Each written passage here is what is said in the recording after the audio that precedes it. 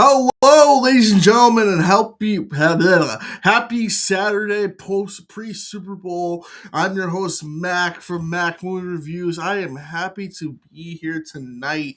I am in my full hoodie get up because God bless New England weather, but we are happy to host the first ever Mac Movie Reviews film draft. We're not just doing any type of film draft. As I back this camera up a little bit, because Jesus Christ, what are you, TMZ?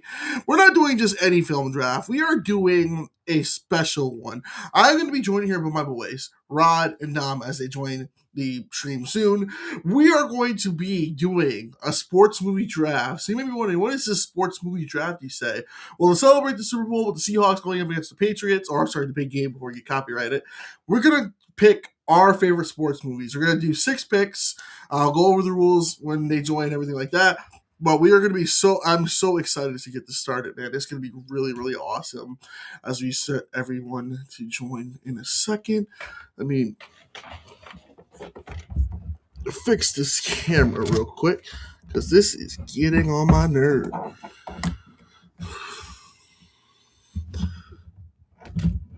The one thing on my wish list is a better setup for a camera soon.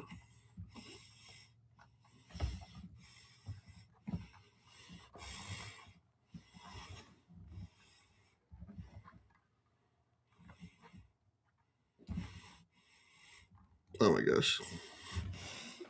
No, that's even worse. We strive for professional here, folks. All right, perfect. That's much better. So we are excited to do this stream tonight. It is going to be fun times all around as we rearrange this desk here so my camera does not go and take a tumble. And like I mentioned too, I'll be joined here by my good friends Rod and Dom here in a second. So far, I want to ask y'all, how is everyone doing?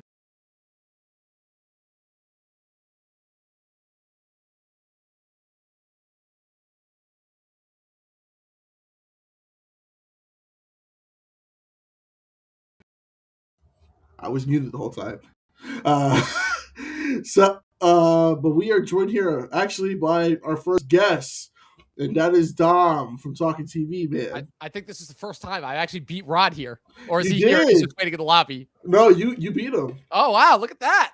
Wow, I'm moving up in the world. I'm actually finally on time for once. Well, I mean, it helps that it's like negative 20 degrees outside here in New York, and I was literally just like huffing and puffing. I was trying to do some last minute grocery shopping before I got here. I just got back from watching GOAT, produced by Steph Curry and starring Caleb McLaughlin. I had an absolute blast. For anybody who's a fan of like those goofy ass basketball movies that are in the vein of like Space Jam and Uncle Drew, but with the touch of like Zootopia and the animation of Spider-Verse, you're gonna love this movie. It's ridiculous. It's goofy. It's all over the place. It's full of sports cliches that you've seen a million times before, and it's awesome. And I can't think of a better way to like set the tone for this draft. When you told me you were seeing GOAT, first of all, when I saw the poster for it, like, oh, this doesn't look good or anything. And like the poster and the trailer was like, this doesn't look good. But from what you're telling me, you're like, this is a really good movie. It's, you know what it is? It's, I have been skeptical of of animation marketing since they did me dirty. They almost did me dirty with Transformers 1 because famously 2 years ago, you remember those trailers for Transformers 1, some of the horrible trailers imaginable. The animation style was kind of janky. I wasn't a fan of it. Then the reviews started trickling in. I let my Transformers fanboy self win out over my critic self, and I'm very, very glad I did because that movie is still in my top 10 of the year. And so that's kind of, I'm going with those instincts now for animated movies going forward. And I had a feeling about this one. I don't know what it was. Just something about it was just itching my brain being like, don't believe the critics on this one. This one might be something special. And you know what? Regardless of whether people like it or not, I had a good time. You know, I'm actually curious because the next movie I'm going to go see, it's not a sports movie, but I actually have an early screening to Crime 101 on Monday with a live stream with the director. Chris you're going to that one. Nice. Yes. Nice. So 8 o'clock Monday. So I'm excited to see that, but you know, maybe I'll maybe add to my list because I was looking at February and I'm like, damn, there's really nothing coming out. Well, because what they did was, and I fucking hate when Hollywood does this, they do this all the fucking time, and they mostly save this for dead months, right? You know, the January's, the February, not so much January, but the February's, the what's it called? They're doing it in March this year. September is notorious for doing this. October also, although there's a recent bit of scheduling shifts that happened that I noticed, but they always pick one weekend where they just drop everything. because they figure, oh, that's the only weekend that regular people are going to go to the movie. So let's just give them all the options this weekend. And for people like us who go to the theater every weekend, it's fucking hell because we're like, shit, now we got to go like 3-4 times in one weekend. Yep. And we're already watching movies nonstop. So that's already a big time commitment for us. But thankfully, that's the one benefit to living in New York is that I space them out. I'm seeing Good Luck, Have Fun, Don't Die on Tuesday. I'm seeing Wuthering Heights on Thursday. I'm seeing Crime 101 on Friday. I was going to do the early screening, but then I saw that the Q&A was just a live stream, and I'm like, fuck that. I'll just wait. And then I'm going to see Nirvana, the band, the show, the movie, which for anybody who didn't get a chance to watch that at TIFF, I highly, highly recommend. I've heard great things from all my friends who saw it there, and they said that that is like right now like the movie to beat so far for the first third of the year, at least until we get to Project Hail Mary and that batch. Nice. And actually, speaking of Project Hail Mary, Ron, you joined us, man. What's up? Wow. What? Segue. What the hell? How does that even? I'm sorry. Does this man look like Ryan Gosling? I'm sorry. Did I miss something? Is he launching footballs through the fucking giant donut from Iron Man 2? Listen. If Ryan Gosling can be cast as Black Panther, I think we can have this be. Have y'all seen those like edits of like Ryan Gosling as Black Panther? I'm like, Jesus. What? Happy Black History Month, by the way, people. Seriously, yeah. Christ, Mac. And is it to represent fully my film director calendar, which I know you guys can't see back there, but my film director calendar, Spike Lee for February. Oh, damn. Yeah. Yes, sir. Yep. Love it. Yeah, like I said, that my film calendar this year is only old school directors. So unfortunately, yes, it's not my fault. I can't help that film history has been notoriously prejudicial. Again, I have seen this. I can't help that film history and Hollywood have been notoriously racist towards Black directors. But I'm sorry, Spike Lee is one of the only like kind of legendary old school Black directors. Rest in peace to the great John Singleton. I know, but trust me, once we get to the newer batch of directors that I'm going to do for my calendars going forward, then we're going to see a lot more diversity there. But Rod, man, how have you been? What you been up to? You know, today's been a great day so far. I started celebrating my birthday's next week, so I started celebrating my birthday a little bit early today, and just been going out, hanging out with some friends. And I got back like an hour ago, and getting ready for this. Yeah. I had to redo my draft board a little bit, so I'm. I was looking forward to this all week, and like I said in the text that I was sending to you guys, I'm like, man, I felt bad because the only movie that I got a chance to watch this week was fucking Draft Day, which is one of the most mediocre movies I've ever seen, and it's even funnier given the fact that movie came out in 2014, and with everything that's happened with the Cleveland Browns since then, that movie is hysterical in hindsight. That movie pisses off a lot of draft deckers because they said this is like one of the most unrealistic portrayals of the draft like of all time. Here's what I'll say about Draft Day. If you don't know shit about the NFL draft, you would love that movie. You would, that was great. But if you know anything about sports, that movie's bullshit. I'm in that weird spot where everything I learned about sports drafting, specifically NFL sports drafting, I learned from watching the league. So I was like 10-15% pissed off, but also just my friend who I work with is like a diehard sports fan of like all in all areas. So like when he told me that when I told him I was watching Draft Day, he was like, it's fine, but like of all the movies you're gonna watch, that's the one. Also, the funniest part is that Kevin Costner's like kind of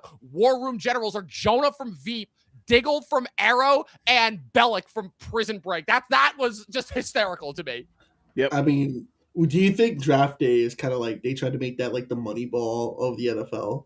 Absolutely. Absolutely. Yeah, absolutely. Yeah. Also, the fact that that's the last movie that Ivan Reitman directed before he died. Yeah, that's weird. That's what I was like, what the fuck? Great Ivan Reitman, Ghostbusters and Meatballs, Ivan Reitman. Yeah. But, guys, I am excited to get this sports movie draft, but we have a word from our sponsor because these fucking bills can't pay for themselves. So this stream is brought to you by Boost Mobile. Boost Mobile, where you at, dog? Where you at, dog? Boost Mobile, it has the chirp is where you at, dog? I did not swim. I did not expect that. I thought I was like, oh my god, Matt got a sponsor. Holy shit! I was like, Aqua Teen Hunger Force. I haven't heard of them in ages. I have had one sponsor that was Surfshark VPN, and that was years ago. But it was like the greatest thing of my life. But maybe one day. I've noticed. I know. I'm like, maybe Manscaped will give me a call one day. Manscaped. Hey, at least it's not established titles. Am I right, guys? We're fucked. But anyway, the draft rules are simple. I have crafted what I call the 3 tenets. As I bring the screen up here right now, let us share this screen window. Here we go. So the tenets are clear for the sports movie draft. Each of us, we get 3 picks. It must be about a real sport. So no basketball. There's no Hunger Games, no Quidditch. Even though I was like, "Fucking, we're gonna do Quidditch 09." Isn't there like a Quidditch video game? Or I'm right tripping? Mm-hmm. I'll still never forget driving past one of the colleges in my hometown and seeing them play actual Quidditch, and I'm like, oh my god, no. It's quite disturbing. In fairness, it was Vassar College, which is one of the most liberal, which makes traditionally liberal arts schools look at it and go like, damn. So to give you guys an idea. And then, of course, to make it more interesting and to frustrate y'all the most, we're doing one pick per sport. So we cannot have two basketball movies, no two sports movie the same. So as an example, if you pick The Greatest Game with Shia LaBeouf, you can't pick Happy Gilmore. Damn, there goes my chance to draft Space Jam and Blue Chips. Yes. So we're gonna do 6 picks in order. I will just determine the order. I'm thinking of I'll go last. So I guess it'll be you two who can go first. So I'm thinking of a number between 1 and 5. Dom, what's the first number? 4. Rod? I'll go 2. It was 2. Ah. All right, and to signify each draft day order, I have downloaded and gotten permission to use this sound.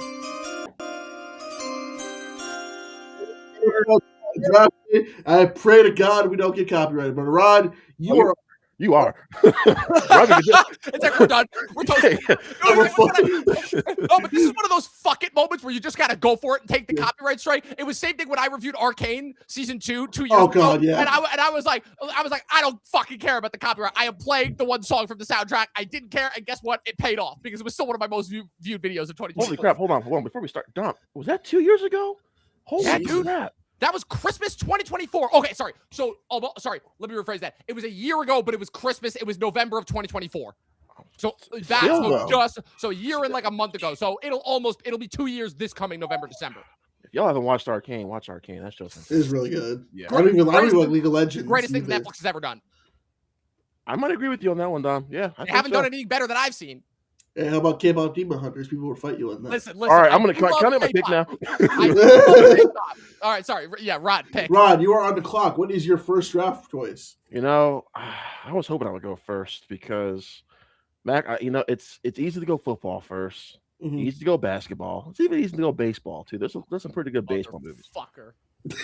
You must. I already know. No. I already know you're gonna do this. I already know you're gonna pick a movie in some obscure ass sport, and it's gonna be a movie that I wanted. So just go, just do it. No, I don't think you understand. Okay. You have a terrible poker face, by the way. I don't know what you're talking about, but anyway, I'm going Miracle. Hockey movie. All right. Number 1 overall pick. Yes, so sir. Rod is I'm keeping a track of it too on my notebook. So Rod, you have selected Miracle. Any reason why you chose Miracle as your hockey choice? It's a movie I feel like we don't.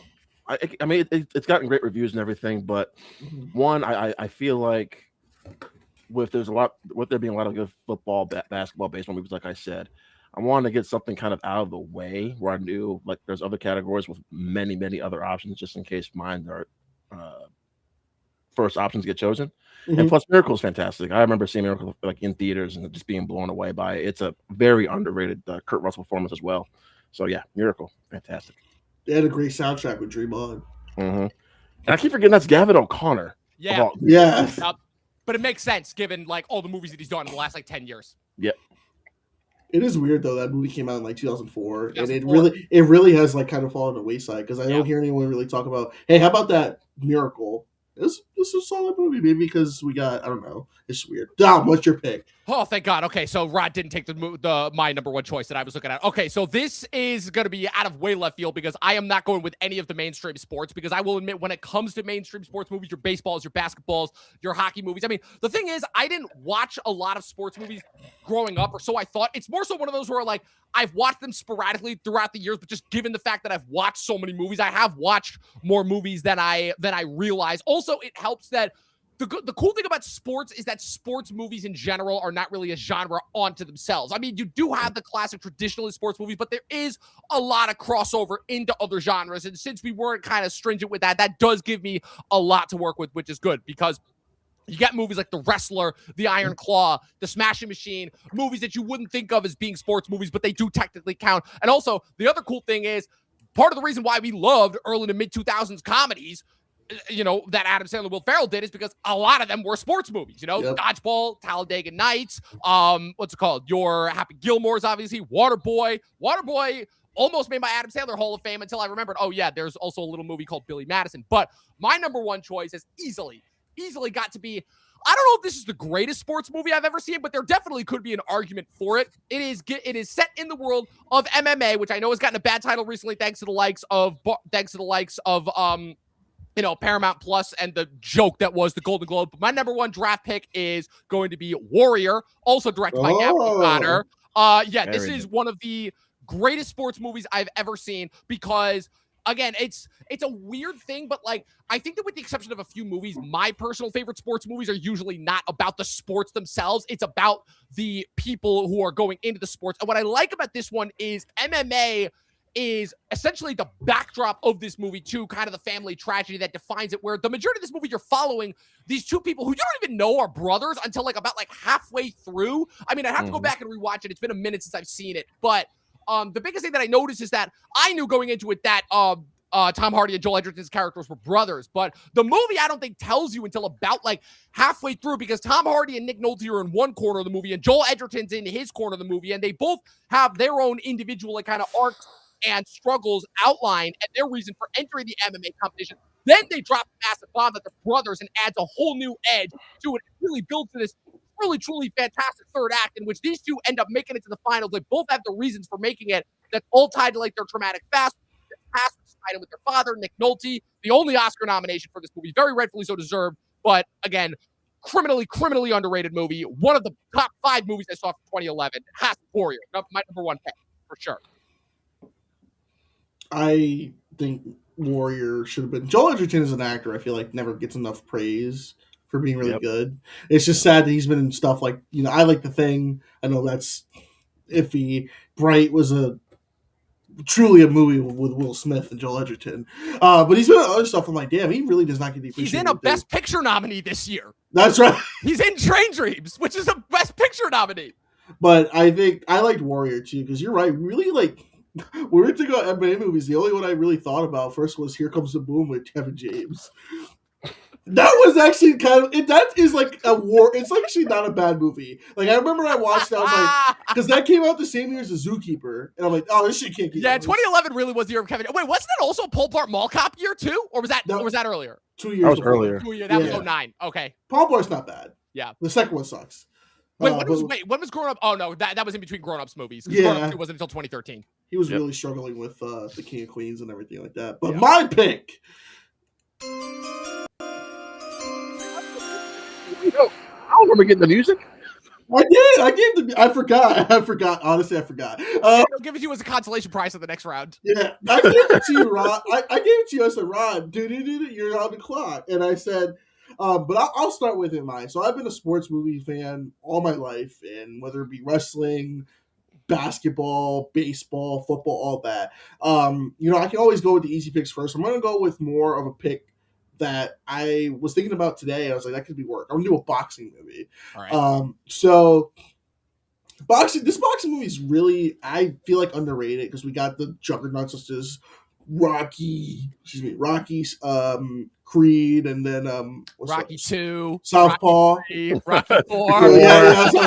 but Rocky Balboa, underrated. But I'm gonna go with Cinderella Man with Russell Crowe. Good choice. That is one of the more underrated boxing biopic movies because it's Russell Crowe and it's about believe it's Ray Braddock during the Great Depression. He's a boxer, really just trying to. It's another one of those movies that uses boxing as the backdrop to really go into the drama. It's really good period piece about the 1930s and just everything sucks and everything like that. And you just see this guy who's pretty much I would say he's almost over the hill, that he's trying to just provide for his family. And then you have his wife, who's played by Renee Zellweger. She doesn't want him to keep boxing anymore, and then it has some good drama with it. And I think it's probably one of Russell Crowe's stronger performances, post Gladiator. And it's one of the ones like a Miracle that doesn't get talked about enough. I know that the most famous thing that from this movie was actually his jockstrap. I think Stephen Colbert owns it because it was part of a divorce proceeding, which is just so weird. But I'm gonna go with Cinderella Man. Oh man, yeah, really good movie. I watched this in school. Actually, Me too. Weirdly, both of the movies that you two have both drafted, Miracle and Cinderella Man, I watched in school. I don't know what it is with my school and these sports movies, but hey, I guess they're easy to show in to a class. And what's called famously before finally getting his first Best Actor nomination for The Holdovers. This was Paul Giamatti's only Oscar nomination for supporting actor, and I believe the only acting nomination that this movie got, because famously I believe Russell Crowe was nominated at the Globes, but Crowe was famously snubbed for this at the Oscars. And like you said, this was like, I would say, kind of the last of his like really awesome 2000s run before A Good Year came out the year later and torched it. What do you mean? We had that movie. He was like, I don't think you ever know what a bad day is, but you're gonna learn. You're gonna fucking learn. That was good. That came out in 2021. We're talking about the 2000s when Russell Crowe actually made good movies. Exactly. It was a big jump. Unhinged is a great movie when you're like really drunk. Yeah. We were doing color. We know what we're doing. There. I'll go with Cinderella Man. The Rod. Yeah, that's what I'm talking about. You are on the clock. What is your next pick? So I actually thought Dom might take this one. I'm kind of glad he didn't. This one comes from a director who I don't love. Okay, I don't love a lot of his films, and I think he had 2 come out in 1 year recently. But I'm going with Luca Guadagnino's Challengers as my second pick. This to me is his best movie. I know there's a lot of Call Me by Your Name fans out there, and that's none of those are his best movie. No. Yeah. Suspiria, Bigger Splash, all this sort of things. Challengers now to me, though. We're talking. If we're talking about Suspiria, now we're talking.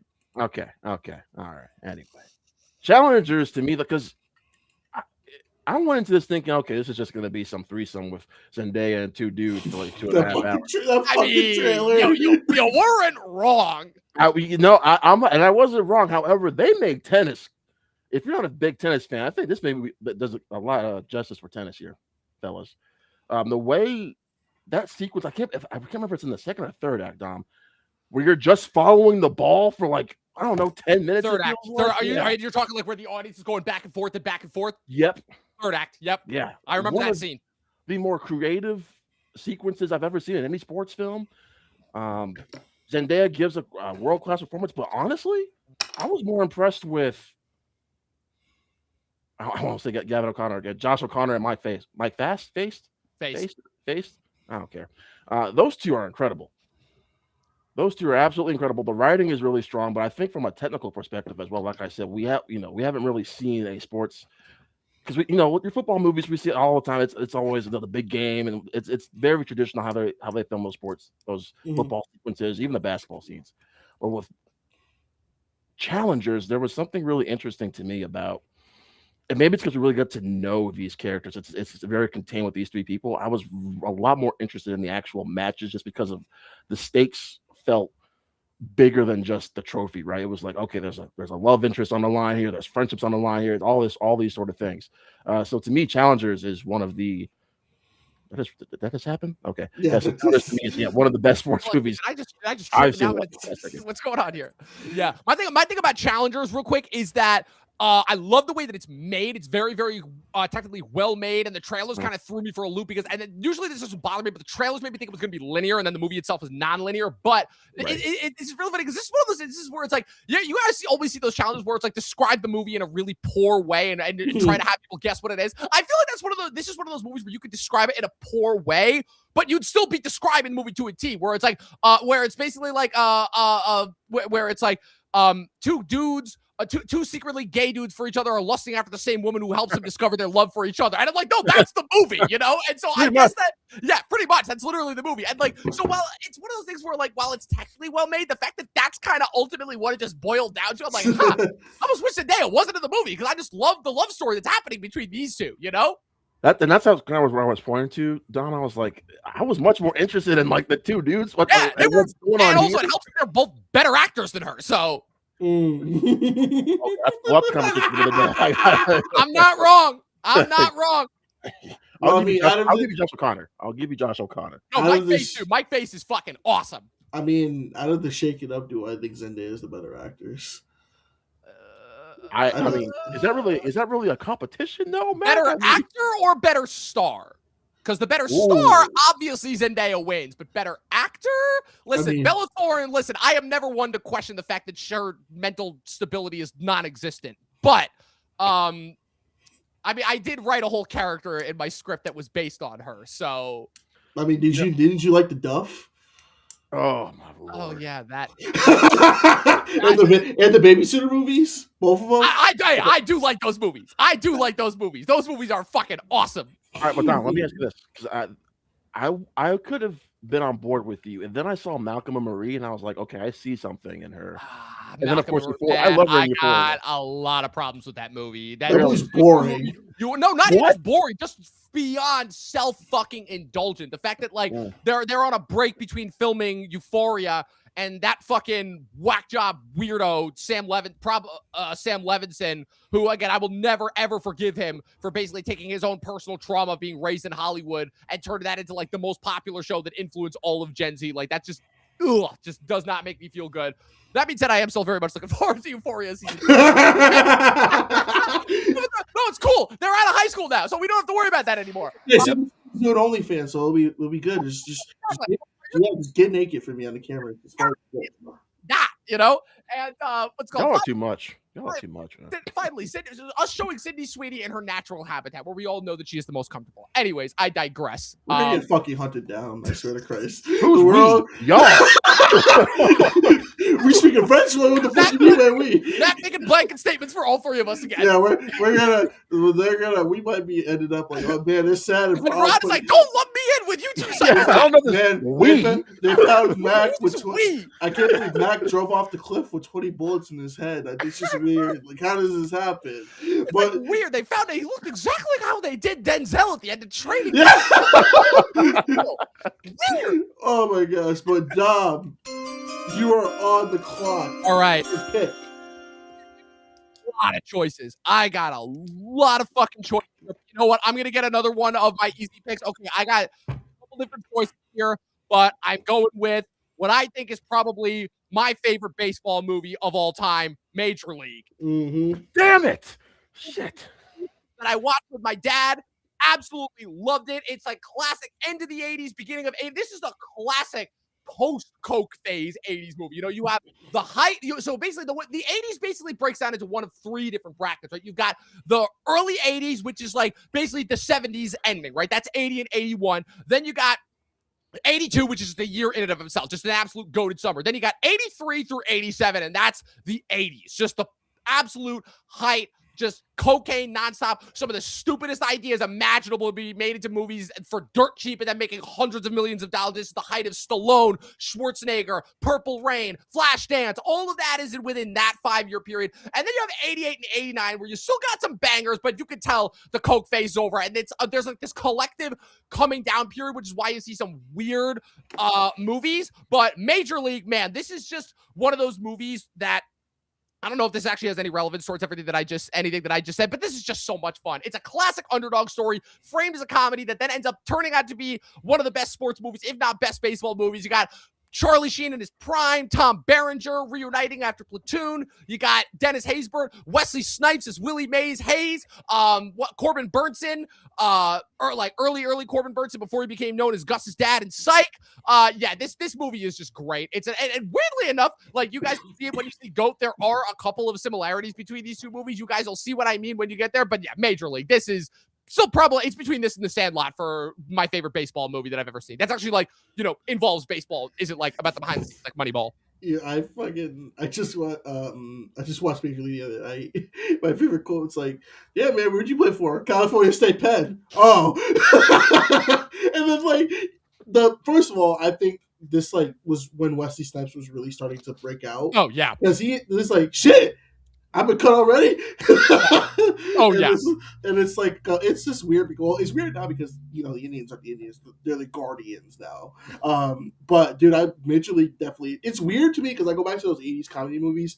The amount that they were able to get away with for a PG-13 yeah. movie. It's like they literally just said "fuck" in this movie. It's like, Yeah. oh, kiss. It's like, oh, fuck you, ref. It's like, oh, kiss me, blow me, and then, dude, Dennis Haysbert is my favorite character. Dude, like, Dennis Haysbert is awesome. But dude, the scene when Charlie Sheen fucked Corbin Burns' wife, and you just had that collective oh shit look on everyone when Tom Berenger finds out. And he goes in the back, and Charlie Sheen's just like, I didn't know who she was. And then after the end, they're cheering and celebrating. Corbin Burns punches him in the face, and he's like, okay, you got. And they still end up cheering. Love this movie. Did we talk about the sequels? What sequels? Amen. Ron, what's your thoughts on? You like Major League too? Oh, so I first saw Major League when I was in college. This girl I was dating basically my entire time I was in undergrad. Showed me Major League for and I was already kind of not half drunk. I was drunk. So to quote Michael B. Jordan from Sinners, that's a good woman right there. Listen, she didn't do me wrong then. So I was treated to a really good movie that night, and yeah, I love Major League. That movie's fantastic. Nice. I honestly forget there are sequels to Major League on it. Exactly. Yeah. There are no sequels. Like there is no Blues Brothers 2, there's no Airplane 2, like all the shitty 80 sequels that don't exist. But my pick, I'm gonna keep up with the not traditional sports movies. So I'm gonna go with hockey. So if you've seen pictures of me on Instagram, you probably know I got this jersey for Ross the Boss Rhea because I'm gonna be picking 2012's Goon with Sean William Scott. I knew you were picking that. That movie is fucking awesome, bro. Like that's one of those movies I kept seeing on streaming services. I'm like, what the hell is this? And then COVID came around. I was like, you know what? I'm gonna watch it. It is like one of the best, like, under the radar sports. First of all, it's really accurate to fucking hockey. Second of all, it's accurate as fuck to New England. With Jay Baruchel's character, he's like, welcome to Orange Town, motherfucker. Oh, yep, that's it. Yep, I can confirm. That's it. And it's like, Sean William Scott, man, he is the most lovable, gruffiest dude ever. And my favorite part of this movie will always, well, there's a couple, but my favorite is when he had the talk with Liv Schreiber's character, Liv Schreiber, man, he is a fantastic actor. He is great in this. When they have that talk in that diner, when he says, like, hey, you know, you have my respect, but the next time I see you, I will fuck you up and lay you out. And it's like a respect thing. I'm like, that is like kind of a turn on the whole like sports movie, like, hey, I'm the old vet. I'm gonna get like, hey, I respect you, but I'm still gonna kick your ass. Then also the fight scene when Doug sacrificed himself to stop the shot. The goalie's like, bonsai, motherfucker! But dude, good. And it's like the sequel is not as good, but it has Wyatt Russell in it, and I think that he was really good in the sequel. But I still think the first one's good because I like him and Allison Brie's chemistry are also it's awesome too. Was that before I gotta watch this? I've heard nothing but good things about it. What'd you say, Ron? Was that before Wyatt Russell became Wyatt Russell we know today? Yeah, this is like because the second one was 2015, I think. So this is right before. Okay. Well, this is right after 22 Jump Street, but before Overlord and Thunderbolts. Right. God, I forgot he's in 22 Jump Street. You're forgetting a bunch of other shit that he was in between Overlord and Thunderbolts. You got Black Mirror. You got right. Everybody Wants Some. You got Nice Swim. A lot of stuff. Yeah. But dude, Goon is awesome. I will say, like, there's like hockey movies. Like, I will say, give Goon a watch. Yeah, I've heard good things about it. And get the Doug Glatt jersey. It's a 69 jersey, so people can ask you why you have 69 in here. Well, listen, I've already got a sweatshirt that says I Heart Hot Moms. I'm no stranger to wearing some crazy shit. My hero. I love it. Oh, yeah. But Rod, you're on the board, my friend. You know, this one's tough because now we got, what, 4 picks left? Yeah, 4 picks left. Yep. I almost went to the traditional route. I think I'm going to save it for one. I'm going to save my first traditional pick for the next round. Mm-hmm. I'm going to go in the realm of racing. Okay. I'm going to go 4v Ferrari. All right. That's a good one. Yeah, that's okay. I'm going 4v Ferrari with my third pick. This to me was one of the highlights of a great 2019, and honestly, a great fall 2019. A great fall 2019. Sorry to shatter everyone's illusions. I know we are all nostalgic for 2019, very rightfully so. But what we think of 2019 is the fall, not the spring or the summer, because the spring and the summer we had 2 good movies for each of those seasons. It's the fall 2019 that we miss. No, I think Dom's right about that one. Yeah. Avengers Endgame in the spring and Once Upon a Time in Hollywood in the summer. You look at the rest of that slate for those 2 seasons, it is rough. I gotta go back and look at that now. But anyway, yeah, to me, 4v, because Here was my concern. I wonder if you guys thought about this too, right? He had a movie with Christian Bale and Matt Damon. I'm thinking, oh my god, they're gonna put Matt Damon as like the hero. This is gonna be the guy, and then he gets overshadowed by Christian Bale, who gives, I think, one of the maybe his best performance of his career. I feel like in this movie. I agree. Seriously, he is so freaking good. And I always go to this one scene. It's at the very, very end of the movie. I don't know why I love this scene so much. I don't even know if it happened in real life. I know it's based off a true story, but I don't even know if this happened in real life. It's after the race is over. And everyone's kind of going to the other racers. They're giving him the credit. He doesn't get the credit for finishing first, or whatever, right?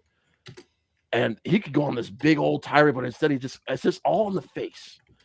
There's that look of disappointment, like I understand, but he gets that look of acknowledgement from Ferrari up top. And I don't know why that scene always gets me, but it's just like, it seems like that. It makes the movie for me. His relationship with his son. What's the kid's name again? The actor's Noah name? Jupe. That's Noah Jupe. That's Noah Jupe. Oh, that's my Noah goodness. Jupe. Okay, yeah, he's fantastic. Oh. Yup. All grown up now. Damn. The guy who plays a dick in every movie, he's actually really good. Josh Charles, right? Is that him? I don't think it's Josh.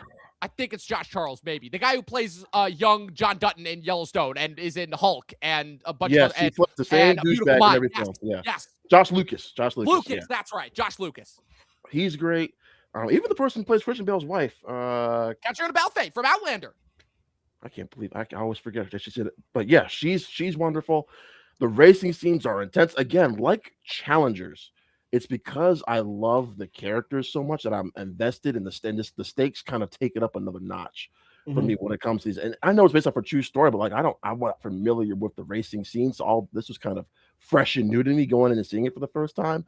I went back and saw it 2 more times. I got the 4K. It is a beautiful film to look at. It was the last good James Mangold movie. Oh, you didn't like Complete Unknown? I love Complete Unknown. Oh no, I didn't see. I'm sorry, my bad. Okay, I was thinking. Complete Unknown was good. I don't blame him for Indiana Jones. That's all. That's what I said. Also stuck I don't blame him for that. That's all on Kathleen Kennedy. He did the best he could with something that was doomed from the start. And this is the first time too. Like I've seen a racing film in theaters where the crowd is just really, really into it. Like this is the definition of a crowd pleaser right here. It's funny because I haven't seen this since it came out, and I remember because you're right, Rod. So I actually had a little bit of an opposite reaction because this came out in such like one of the all-time great 4-month stretches of fall 2019. Again, just running out. We got Parasite, Irishman, Lighthouse, 1917, Uncut Gems, Jojo Rabbit, Marriage Story, Knives Out, Joker, the first one, which I don't like, but I understand why people love it. Yeah. All in that 4-month stretch. There's a bunch of other ones that I'm forgetting off the top of my head, but it was such a crowded fall slate that was so overcompensating for how weak the rest of the year was that this one, I remember I didn't like it as much as everybody else. And so as a result, I was a little bit harsh to it when it first came out. But the individual scenes from this movie that I've gone back and rewatched multiple times since, those always stick with me. When Matt Damon is driving Tracy Letts and Tracy Letts' awesome reaction. Love that For scene. me, it's every scene that so you're right, because specifically the thing about Christian Bale and the thing that's so notable about his performance here is because after a decade of him playing like, not cartoonishly, but like such extravagant performances where he was so significantly transforming himself, finishing up his run as Batman, Big Short, putting on all that weight for Vice, which was only a year earlier. American Hustle. American Hustle, exactly. Finally, the fact that he was playing, for lack of a better word, just a normal guy. Like, I know it's not like a normal performer, but it's normal compared to the rest of his filmography. The fact that he's just playing like a dad who like is an expert in his field, takes no shit from anyone, and like loves his son and wife more than anything else. I think that's really what stands out and makes this like just that little bit special. And that's what Mangold's really good at. And so it's one I definitely got to go back and rewatch. And it's weird because in terms of racing, I feel like this one didn't blow up as big as F1 did this past year. It should have, though. Like, it's not as like critically beloved as Rush was 6 years before this, but it like hit just that perfect sweet spot to get the Best Picture nomination. Yeah.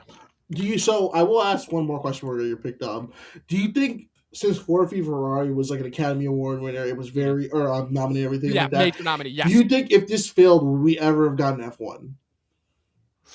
That's a good question. I feel like that when I rewatched Ford v Ferrari, and I'm like, there are some stuff that I see that Joseph Kosinski took from that. That's actually an interesting one because this is one of the first times where I don't know, because I don't know how popular Formula One, because the thing about it is that the reason why Formula One really blows up, specifically with the younger Gen Zers who are only, I would say, around between the ages of 9 and 13, I would say, in this year. Now they're all obviously older and F1 has become huge. So that's obviously part of it, is because when does that F1 documentary come out on Netflix? Because that's when F1 really blows up. So I feel like it's a combination of, yes, it needed the likes of this movie, of Rush, of even going all the way back to Days of Thunder, and it rests on the shoulders of those great air car racing movies, and obviously the fact that Kaczynski became such a big source of attraction, I guess you could say, after Top Gun. But I really don't know if this is the sole reason why we get F1. I think it's part of it, but I don't think it's the sole reason. Okay. That's a good point there, Dom. Yeah, like I said, that's a very loaded question, because the success of F1, there's a lot of factors that are going into that. Y'all are not gonna like my racing movie. I just looked at it. You're gonna be like, "What the fuck?" Rod might know because he knows me. Just as long as it's not Death Race 2000. Hey, I like the original one because it's very campy. The Jason Statham one has the best part. I do like the Jason Statham one. Tyrese Gibson's like, he's like, "Get the fuck out of my car." I love me some Tyrese. I will watch Tyrese in anything. But Dom, all right, use your pick. My number 3 choice. Yep. Going football. Don't you do it. It's Leatherheads, isn't it? Don't you do it. Which is John Krasinski. Don't you do it. Serious draft. I thought this was a serious draft. Longest Yard. That's my choice. Which one? Which original or the Adam Sandler one? Yeah. Adam Sandler one. Yeah. One of the few remakes that is better than the original. This is a little bit of an anniversary choice because I watched this movie last year with my friends on last year's Super Bowl, when the Eagles kicked the living shit out of the Chiefs and just made me so happy. It's one of the few times that I have ever been slightly tolerant of Eagles fans, because fuck the team. So I watched this for the first time last year with my friends. They wanted to watch a sports movie. I suggested this, and yeah, this movie, it just ruled. I mean, the opening scene alone is one for the ages. And then when Adam Sandler gets locked up in jail and we get to the actual football section, again, there were 2 people that were known for making just taking awesome sports movies that they loved growing up and then basically turning them into comedy. It was Adam Sandler and Will Ferrell. These two both those were the cornerstones of what they did. Vince Vaughn a little bit, obviously, with Dodgeball, but this movie just absolutely rules. Adam Sandler, Chris Rock, Terry Crews, Nick Turturro, Tracy Morgan as a fucking cross-dresser, James Cromwell as the corrupt warden, William Fichtner as the captain of the guards, Joey Diaz is the super fat player. This movie is just awesome. I feel like I don't need to go super in depth with this. This movie is just fucking hilarious. It kills me when Chris Rock dies. But yeah, it's awesome. I could have gone with a couple of different football movies. I could have gone with Remember the Titans, which obviously would have been the obvious choice, but I'm going with my heart for the rest of this draft. And so yeah, Longest Yard is my football choice. Dude, the cameos in that movie too, they had all the wrestlers. They had fucking Kevin Nash, Stone Cold. Yeah, they got a lot of people. Edward. I was like, I read that Stone Cold was uncomfortable saying the Edward. I'm like, no shit. I'm like, you're from Texas, so I mean, And then I will say, the comedy in this movie is so fucking funny because one of my favorite parts is when he ripped my side up. You see, he ran away like a little bitch, right? It was you good. You should come to the treehouse. And of course, Terry Crews is the best kid because my friends were like, it ain't easy being cheesy. And it's fucking how would you react to a guy just pointing out fucking McDonald's from his face? And he's like, yeah, they called me Cheeseburger. Why? Because you like cheeseburgers? Yeah. He goes, I got the fries that across your eyes. I got the burger. I just got burgers. I just got burgers. He's like, you acting like a real McAsshole. But no, I will say, I watched the original one, and I think just for its time, it's fine because it's the 70s. The NFL wasn't as big as it would become. It was still kind of its infancy. But when this one, it came in the era mid 2000s, we were in the heart of the NFL. Adam Sandler actually could throw a heater in some of those scenes, shit, man. Then he got Michael Irvin in his natural habitat in prison. If you know. And they even brought back Burt Reynolds, and I guarantee you, Burt Reynolds had a better time making this than he did Boogie Nights. Okay. That's right. But dude, Longest Yard is pretty good, and that last game is pretty good. Yeah, it's real. No, it's really good, and I love and you can tell that Adam Sandler was pulling on his previous experience because the final football game in Waterboy is already awesome enough, but you can tell that they really upped it. We're taking advantage of the new technology in the mid 2000s. Like I said, 2005, underratedly great sports year because this and Cinderella Man are both this year, and there's a couple of other bangers too that came out this year. Yeah. Rod, you got anything to add about Long and Short, or are you good?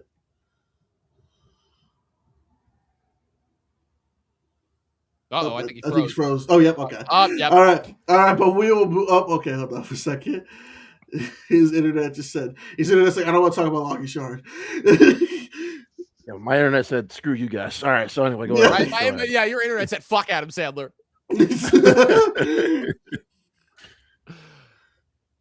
All right, so let's get into my pick. So my pick, I'm gonna go with a racing movie. So this is really hard for me because originally I was gonna put Herbie Fully Loaded, but I realized this is a serious draft.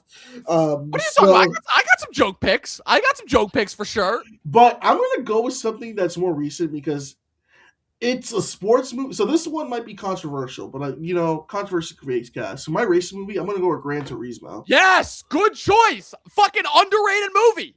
So Gran Turismo, first of all, when they're like, we're gonna make a movie, I'm like, how the fuck are you gonna make a movie about Gran Turismo? And I realized it's based on the true story of the kid, like racing competition. He wins it, he becomes part of the team, which that provides an interesting story because it's like, oh, you're just like this desk kid, you're playing these video games and shit like that, and you're gonna be a racer. Like that's an interesting concept. And then like David Harbour pulls in a great performance in this movie as well too. And this movie is like the racing scenes really are well done. Like they're not F1 levels, but they're like there with the stock car racing.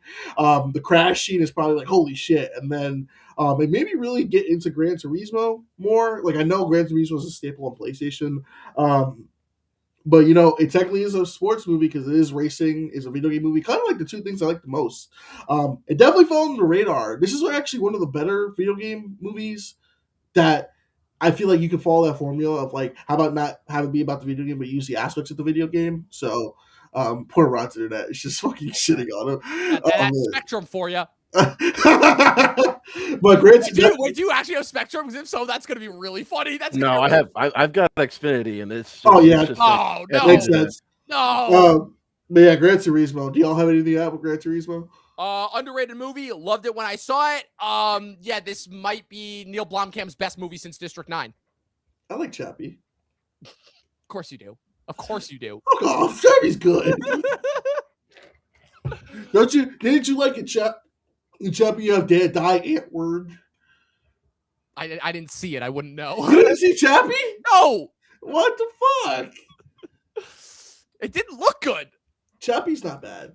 I hate Elysium though. Elysium bored me. Yeah.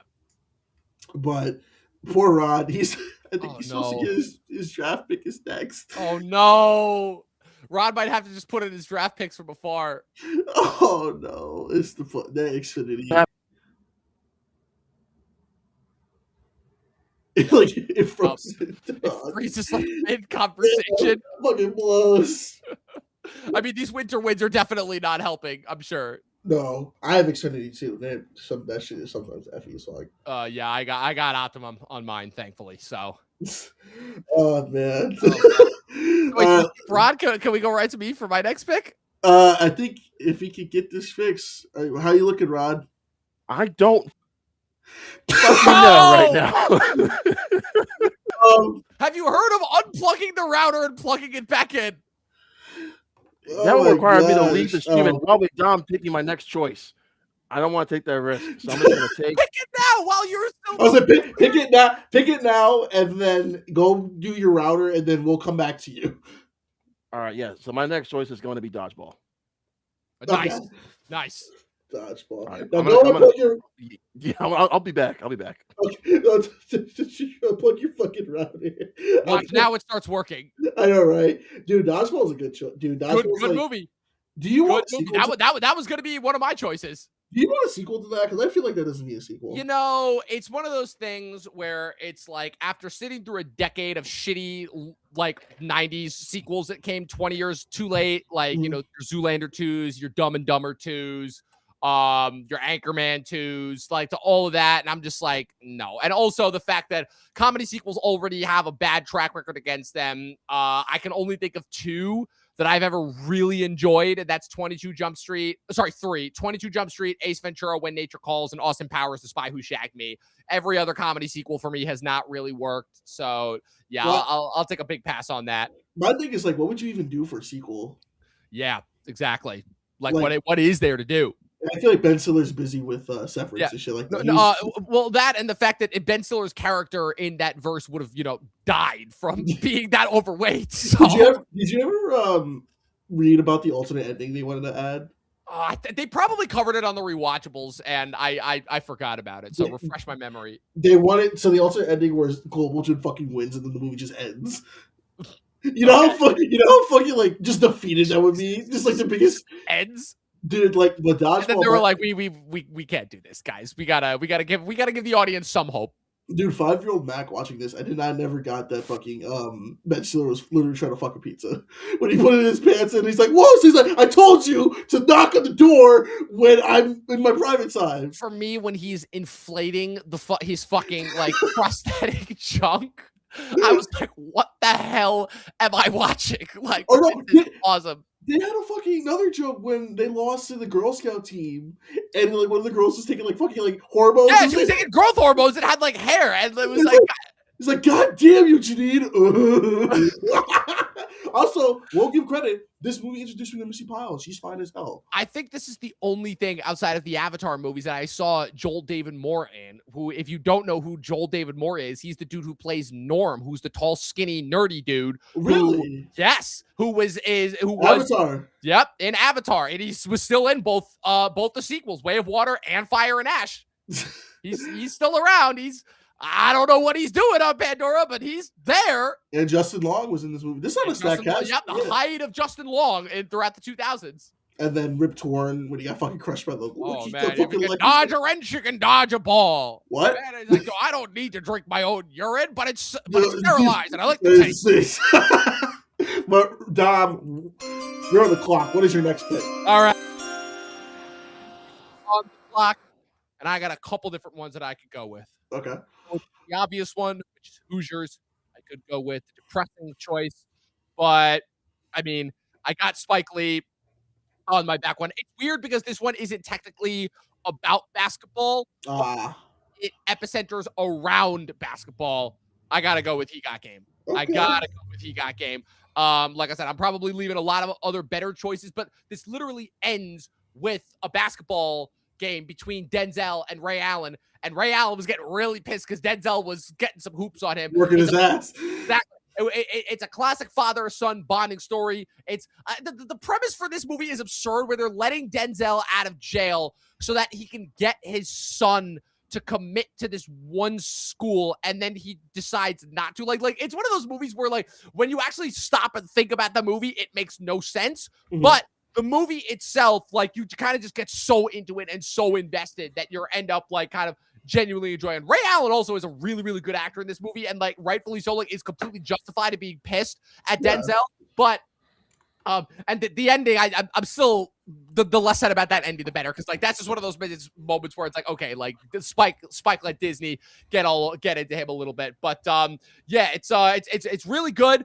The Mila Djokovic subplot with where she plays the hooker, yeah, that doesn't need to be there. You can cut that out, but I really enjoy it. So He Got Game. That's my basketball choice. Right. That is like a staple in my basketball back in the day, dude. That's like a great movie. And hey, it gave us one of the best names of all time, Jesus Shuttleworth. Exactly. That's pretty good.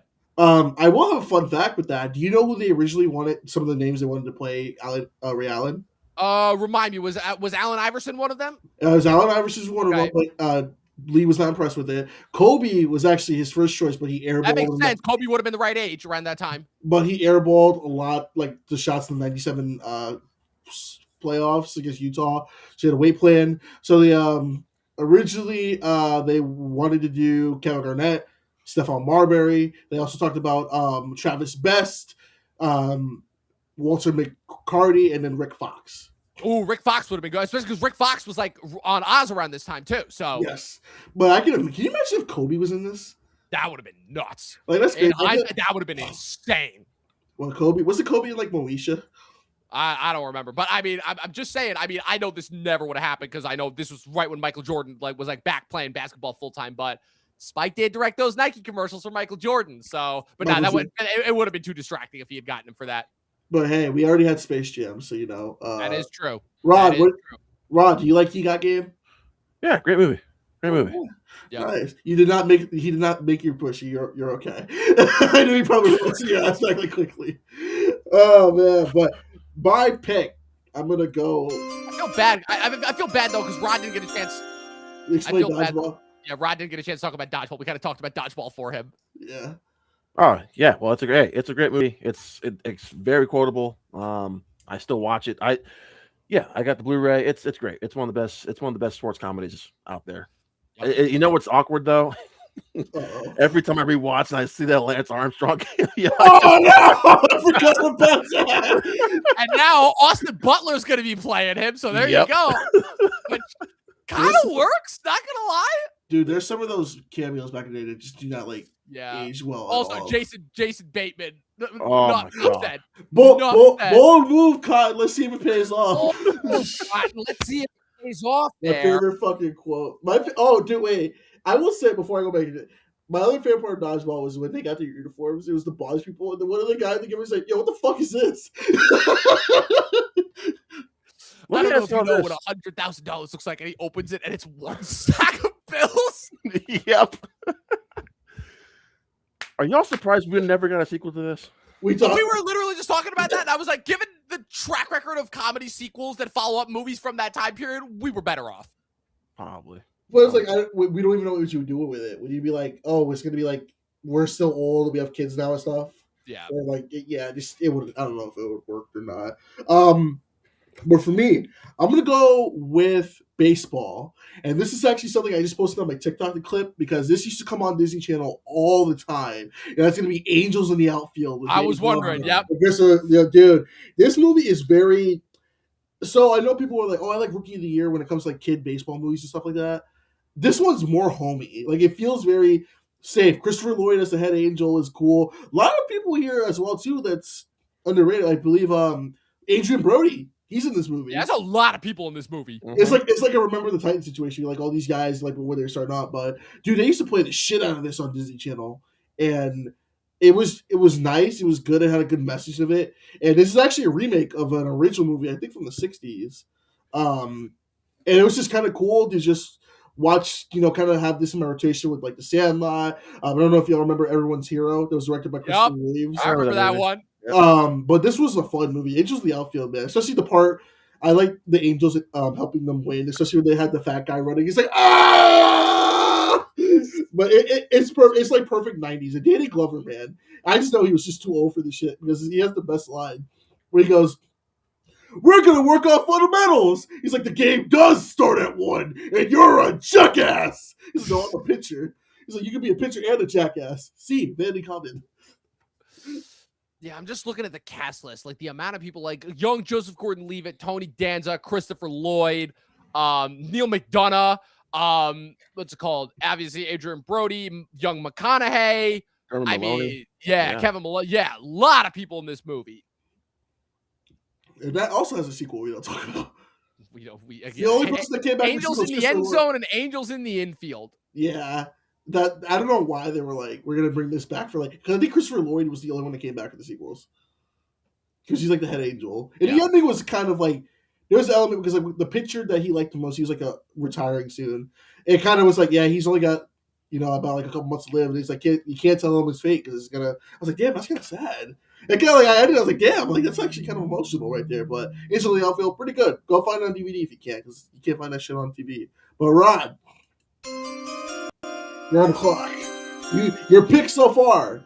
The recap: you have Miracle as your hockey movie, Challengers as tennis, 4v Ferrari is racing, and then Dodgeball as dodgeball. That's the only movie ever made about dodgeball, if I'm not mistaken. I think so. Yeah. So it's in its market of its own. I think truly a movie in its own category. Shit. Well, what you got? Oh, all right. So I was between football and baseball. I think I might say my basketball pick for last. And then, Mac, you chose Angels in the Outfield for baseball. And I was like, you know what? If I don't choose this next one, it's probably going to be Mac. Yeah, I think I'm going to take the risk, though, because this next movie means a lot to me because it stars someone who has now passed away. And that's 42 with Chadwick Boseman. Yeah. That's a good one. Yeah. I got to choose it. This man, I mean... Yeah, I watched the wrong movie with Chadwick leading up to this draft. Which one did you watch? I watched Draft Day. Yeah. Chris and I was very close. I was very, very close to picking that for basketball. It was between that and He Got Game for basketball. So, like with 42, I mean, Chadwick Boseman, he has played a lot. I didn't realize how many his original figures he's played his career. He was going to play all the black legends, man. Yep. He was. Jackie Robinson, James Brown, like Thurgood Marshall. Yep, Thurgood Marshall. The movie, I remember seeing it because this was 2013. I remember it was like spring of 2013. I remember seeing this with my entire family. Actually, I was moved to tears by this film. I really was. And at this point in my life, I was a baseball fan, but I wasn't like a huge baseball fan yet. And for whatever reason, after I watched this movie, I became like a pretty big baseball fan after I saw this. Nice. Because I mean, of course, Jackie Robinson kind of broke the barrier, broke the color barrier for baseball and everything. But it's just the way, kind of, like I said, going back to Chadwick Boseman playing all these black, inspirational figures. How he just became Jackie Robinson. He's very calm for most of this movie. I think Chadwick plays that very, very well. But until he has that tantrum, like halfway through the movie, quote unquote tantrum, where he just kind of loses his shit, has to go in the locker room and just destroying that baseball. Letting it all out. Yeah, just letting it all out. It's like, oh my goodness. And I will never forget that scene because I remember like most of this movie theater actually was pretty white. Sorry. So when that Alan Tudyk scene happened, everyone in the audience was like, "Oh shit, shit, yeah, oh shit." Yep. Sounds like a classic white theater going 2013 audience. Yeah, they were like, "Oh god, oh boy." Man. And then I still remember that little kid too. And for whatever reason, I know it wasn't meant for laughs, right? And I feel terrible for laughing at this, but I did chuckle when that little kid yells out the N-word. And I was like, what is you can't help listen, if it's a little kid doing it, you can't help laughing. You really, really can't help laughing. Like, I'll never forget when I saw Spider-Man Far From Home, and after that post-credit scene, this one kid said, "Are we getting a Nick Fury movie next?" And I'm like, you know what, kid? Probably not wrong. The problem is we got it as a Disney Plus show, and it was Secret Invasion. Less said, the better. Less said, the better.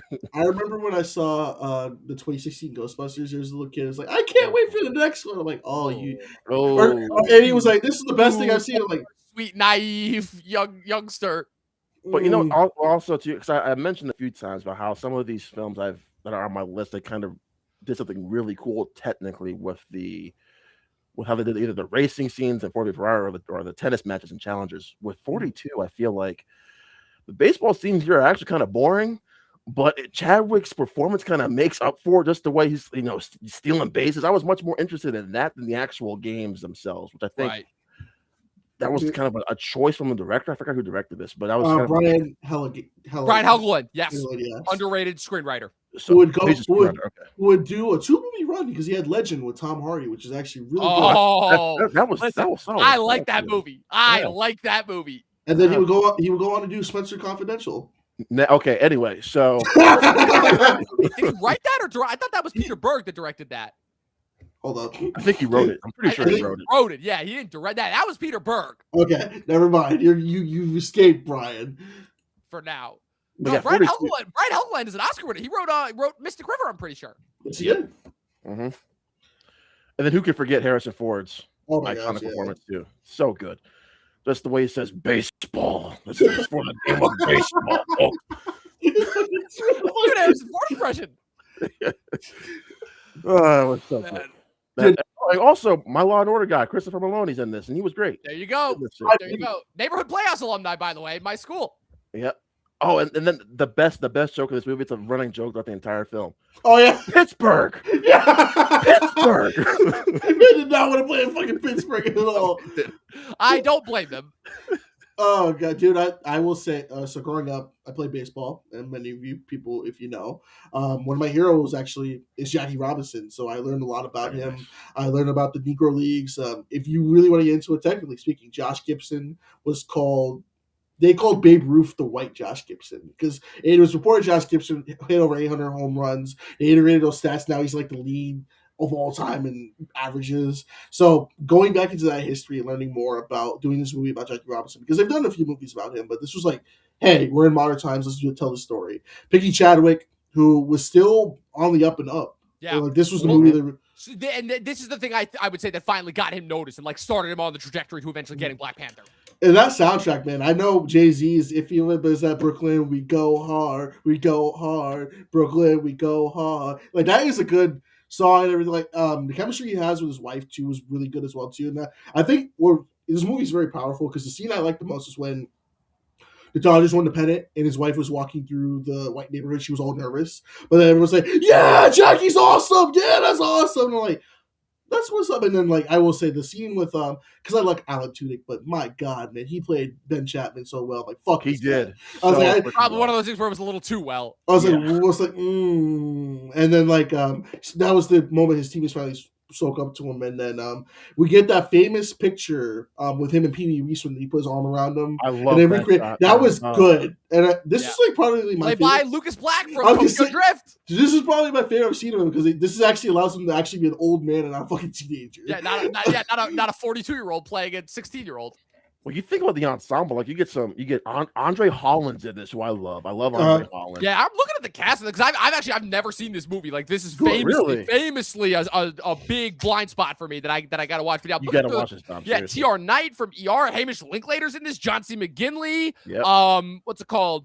And even the woman who plays his wife was recently on the morning show, Nicole Bahari. Yep. Yeah, I love her, by the way. She's an underrated actress, and she's really good in the morning show. Yeah, this is a really good. I would say, like, if you're not even a baseball fan, I still think that this is a good movie to really get you in baseball. Gotta watch it for the game of baseball. I will say, dude, Harrison Ford is British again. Like, that's probably how he talked to you. They smoking all that cigar and shit. Ron, like that. I just want you to do a Harrison Ford impression for the rest of it. Then your voice is gonna be completely shot. Before we go to Dom, I will say, because speaking of Chadwick Boseman, because I've been thinking about this, if he did pass away, what other biopic movies do you think he would have done? So you know what's interesting? So Ryan Coogler. So I don't necessarily know about biopics because the problem is we got a lot of the big famous ones. We got Judas and the Black Messiah. Obviously, that was Daniel Kaluuya. They were never ever going to touch Malcolm X. Again, not after Denzel. And also the thing is they had already done Selma with David Oyelowo. So I feel like that satisfied Martin Luther King. But famously, so Coogler talked about when he was on the set of Sinners, how they felt Chadwick's presence was there with them when they were filming. And so famously, my friend Kyle, actually, who is, a little bit of a nitpicker, he's not the biggest fan of Michael B. Jordan. I'll leave that up to you.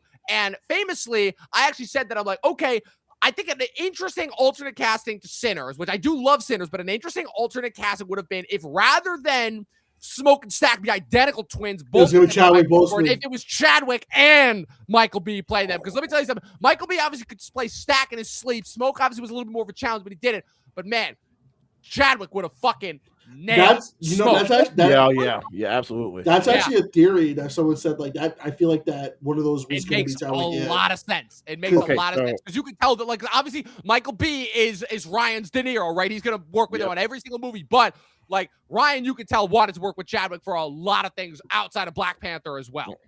So I actually read too, not too long ago, actually, that before he got into all his legal troubles, Jonathan Majors was supposed to be in this film as well. Really? Yep. I don't know if it's true or not, but I did read that before he got into his legal troubles. I think he was supposed to play Smoke, if I'm not mistaken. Wow. That would have been. Drastic. I liked him in Harder They Fall, so I can see why you maybe wanted to do the period. Dude, listen, say what you will. Magazine Dreams, top 5 performers of the decade. I don't know about the movie. It was great. Magazine Dreams, top 5 performers of the decade. Like, you want to talk about just me squirming in my seat because of how uncomfortable I was made. And oh man, there is a scene in that movie. It is the date scene with Haley Bennett. My God. Yeah. Oh. No, the date scene with Haley Bennett, and then when he confronts the racist dad who beat the shit out of him in the diner in front of his kids, I was like, this is magnificent. That dad kind of had it coming, though. Oh, he had it coming. No. I was fully with him. I was fully with him. That dad totally had it coming. I'm like, that is the best. I'm like, this is one of the best get backs at a racist I have ever fucking seen. It just sucks that Jonathan Majors' character has to be mentally imploding in order to be able to show that. Shout out to Briarcliff Entertainment. They actually sent us an early copy. We got to watch it early. Yeah. And I reviewed it. I said, like, this movie is very, like, it feels raw. And I feel like, damn, like, now I see what they were talking about when Disney wanted to promote this. But then everything happened. And I'm like, okay, I can see this coming out now. And, the legal troubles behind them. If he wanted to really start, because he's supposed to be starring in Dave Alnuve's brother's movie coming up, I believe. Oh, really? Yeah. So I think he's starting to make his comeback tour a little bit. But dude, Magazine Dreams is like, Yeah. I will say the part that got me is when he passed out on stage after he got his ass kicked. Yeah. I was like, shit, Yeah. good. Maybe that's a stream we talk about Magazine Dreams, just fucking cringe for an hour. Yeah. But my pick. So Wait a minute, you skipped over me. I'm sorry. I had to double back. His pick was Magazine. That was his pick. My bad. Dom, your pick was Magazine Dream for bodybuilding. Got it. Listen, it's not a bad choice, but it's not my choice. I did have I will say, though, that my number 5 pick is going to be like a depressing one because, like, I got a couple different ones. I don't know what it is about the late 2000s and the early 2020s with just doing depressing ass wrestling movies. I'm going with The Wrestler. This is one of the best movies I have ever seen. One of the best showcase performances I've ever seen. Mickey Rourke should have won the fucking Oscar for this. We all know this, undisputedly so. My thing with this movie, and so famously, I have never watched WWE. I am not a wrestling fan, but what's interesting is, I feel what's interesting as well is the fact of how kind of the behind the scenes of wrestling is always very dark in comparison to the very showboaty, very over the top, very like kind of almost extra jovial nature that is always presented as a part of WWE. And I think this kind of goes interesting with a movie that came out almost just over a decade after this, which is the Fighting with My Family movie, the Paige movie, which is the movie that introduced me to Florence Pugh because I didn't watch I think she was in like 1 or 2 movies before this, but that was my first movie that I saw her in. Mm-hmm. And what I like about it, too, is how obviously not just about wrestling, but about how, like, when you're so dedicated to something that your regular life just implodes as a result of it to the point where when the thing that you live for is literally killing you, but you have no other choice because the moment that you finally start to try and like have a life outside of it, and the minute that things go wrong, and I mean the minute, like, could Randy the Ram Robinson have salvaged all the things that kind of got fucked up that happened in the second half of the movie? Sure, but he kind of has this come to Jesus moment that creates for really one of the most beautiful endings that I think I've ever seen. And it really sucks, obviously, that Darren Aronofsky is just such a creep and probably a pedophile and a fucking just stealer in general. Because when did I miss this? Wait, hold on. What? Oh, trust me, I have got so much dirt on Darren Aronofsky. You guys, from people I know who have personally interacted with him, that like, no, he's weird. And also the fact that Makoto Shinkai has basically said that he's like, yeah, he basically stole all of Perfect Blue for Black Swan. And he claimed that it was homage, but then I saw what he did, and he did that thing that you always do where it's like you're just recreating the scene, but you're missing the emotional intent of it because you're basically like cohorting it into something that you like. I still love the movies of his that I love, but there's a reason why he's a very, very hit or miss filmmaker. Somebody famously said that it's like, Nolan and Darren Aronofsky stopped being interesting when they didn't have any more Makoto Shinkai movies to steal from. And I'm like, I don't know if that's the case with Nolan, but it's kind of the case with Aronofsky, but I digress. The point being is that the reason why the ending for The Wrestler works so well is because it's one of those things where, like, he's accepted the fact that he's gonna die doing this, but he's like, look, if I have to choose between dying, doing what I love, and living for like a little bit longer, because that's the thing too that they say is they tell him, obviously, yeah, you have to stop wrestling if you want to live, but they don't give him a time frame. They don't actually tell him like how much longer he's actually got to live. So I don't know actually if it would have made a difference as far as, you know, him living for, you know, longer past and what his kind of, I guess, like term date, expiration date, if you will, was. But also, it's like, you saw what little life he had outside of wrestling. It's like, did he really have anything to live for? And the movie's kind of unabashed dedication to that really, really does set this as like truly one of the best sports movies that I've ever seen. So yeah, The Wrestler had to go with this one. Ron, you got anything? No, you know, I always remember The Wrestler more for the performance than the movie itself. Right? Yeah. Right. Yeah. And it's understandable so, but it's one of those things where the performance is the movie. So, and I remember another reason why I just said fuck Darren Aronofsky. That bullshit fucking AI that war series that he made. Like, fuck that shit. Like, I'm like, so you're just directly just trying to actively like destroy what is left of Hollywood and movie making that we love. I was gonna you say Mother, because Mother sucked. Ugh. But Mother. And I'm also not the biggest fan. I also have major problems with The Whale too. I'm a big wrestling fan. I think we all know this. Let me look at my fucking hoodie for Christ's sakes. When it comes to their wrestling is such a fucking dark side, man. Like, even if like you're not a wrestling fan, you've heard the horror story, like Chris Benoit. That is like a national tragedy everyone fucking knows about. Just look at the Iron Claw too. Yep, that the Von Erichs and everything like that. And it's like there's so many like tragedies with it. And then with this one, I look at someone like Ric Flair. Ric Flair is in his fucking 70s. He had his last match in 2022 and he had a fucking heart attack.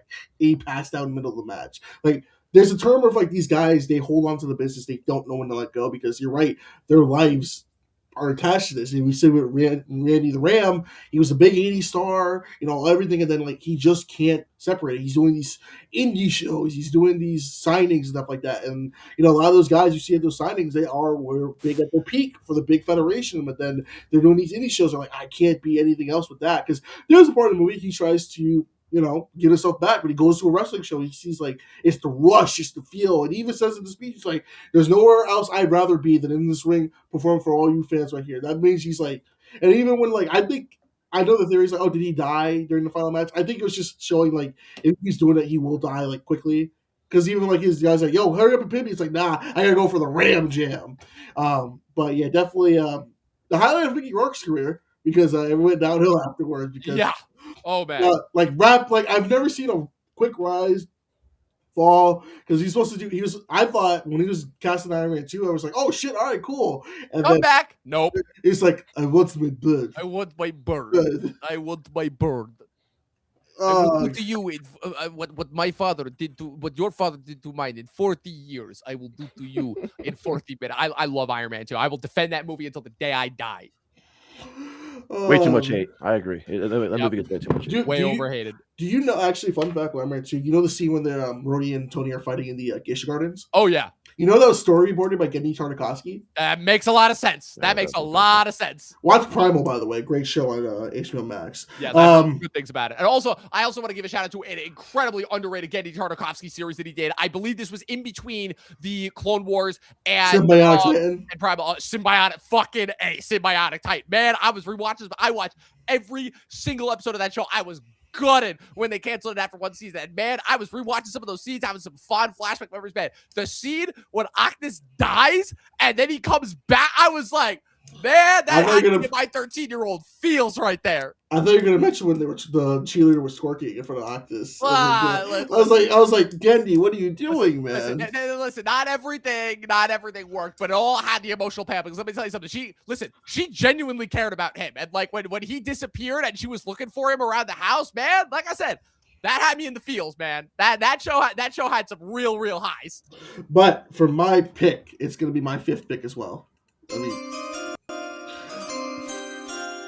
My pick, I'm gonna go with a football movie, and I think y'all are gonna hate me for this. I swear to God, Mac. Much. We have football picks. So actually, no, sorry, Rod, you do not have a football pick. That's tough. That's why I'm glad I got mine out of the way. What are you gonna do, Mac? Don't you do it? Rod, I have a list here.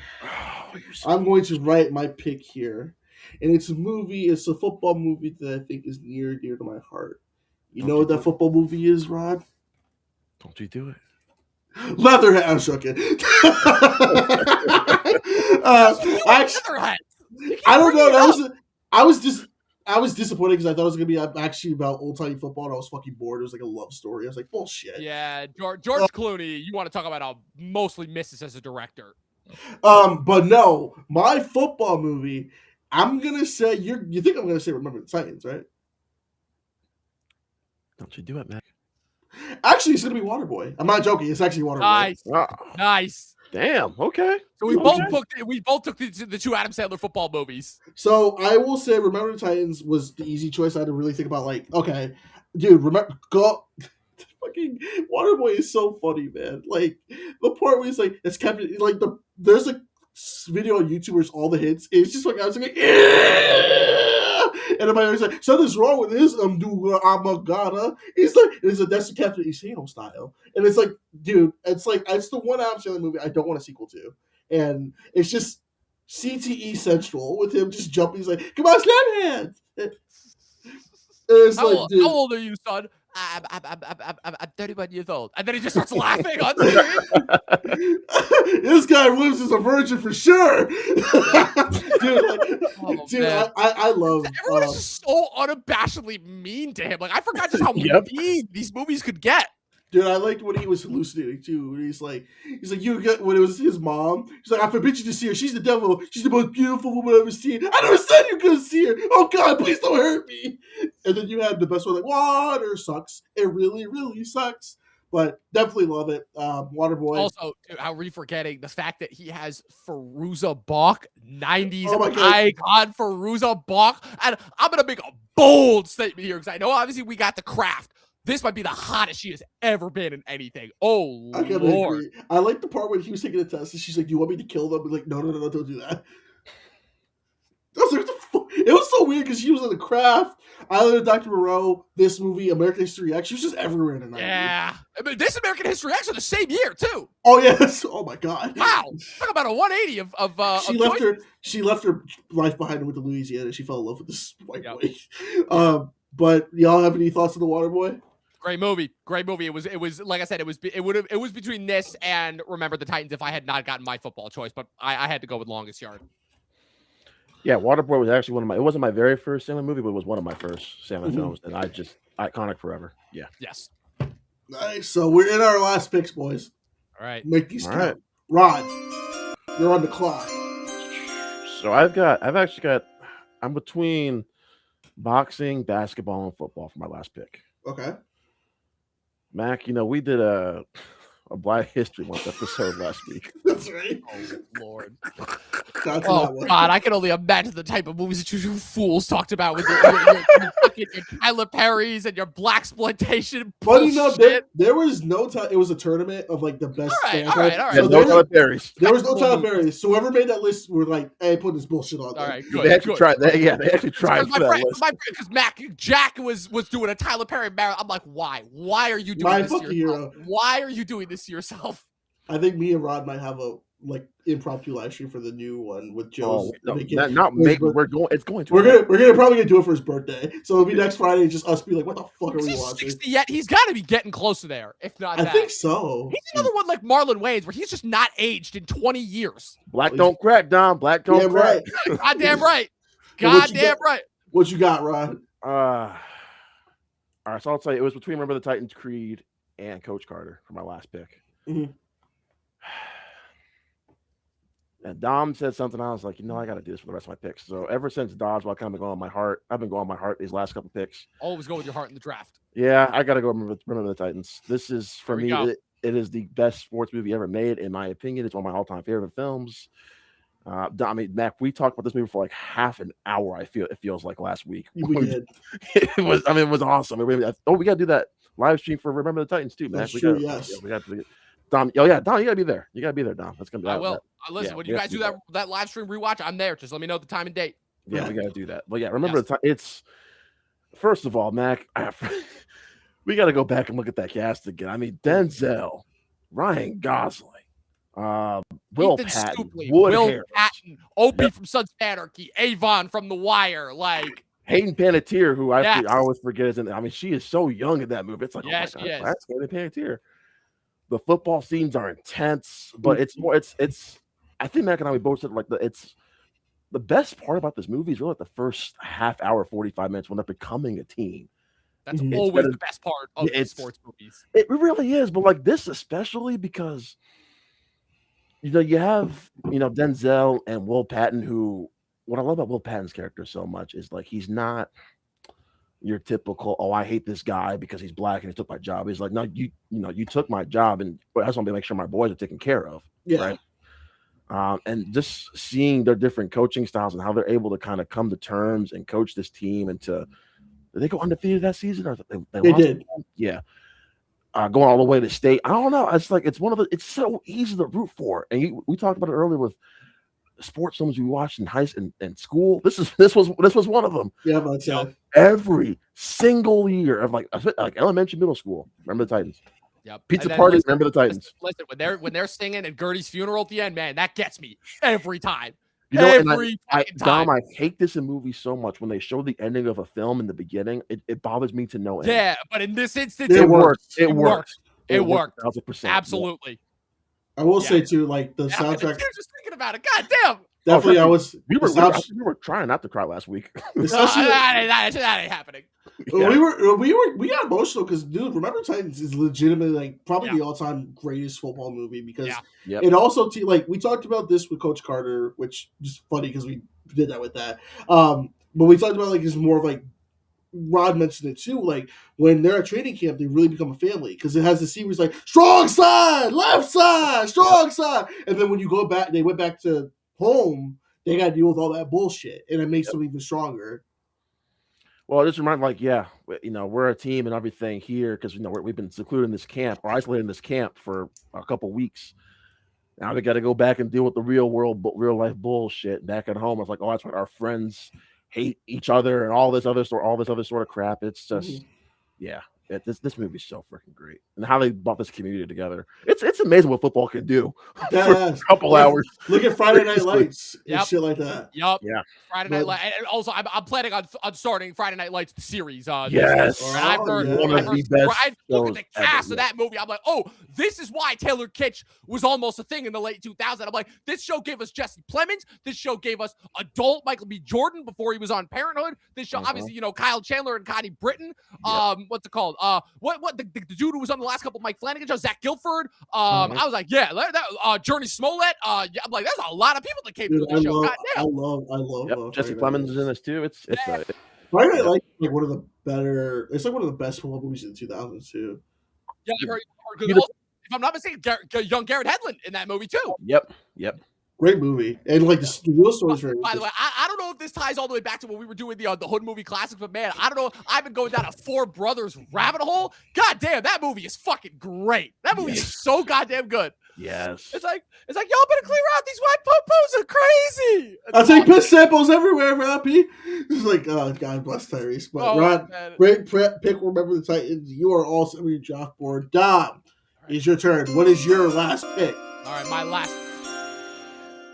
Well, the game of baseball, Dom.